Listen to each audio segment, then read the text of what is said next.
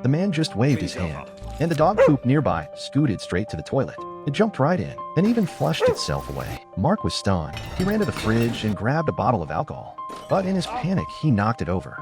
With a wave of his hand, the spilled liquid flew right back into the bottle. Mark stared in disbelief. He couldn't believe he now had superpowers. With just a wave of his hand, whatever he said would become reality. So Mark waved at the mirror and instantly gained an enviable physique. Just a short while ago, Mark was an ordinary teacher.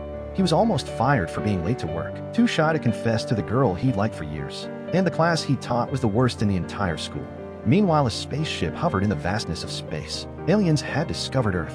They wanted to destroy it, so they decided to give one person superpowers. That's how Mark became the chosen one. Completely unaware, Mark was riding his bicycle when a truck hit him and sped off. At that moment, the spaceship fired a laser, striking Mark's hand. Mark thought he was injured.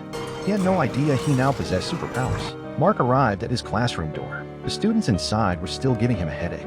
At lunch, a colleague asked what he'd do with superpowers. Mark blurted out he'd blow up his classroom. Right after he spoke, a huge explosion echoed. Mark rushed to his classroom and found it completely destroyed. That night, shaken, he returned home. He thought, if only those kids could come back to life.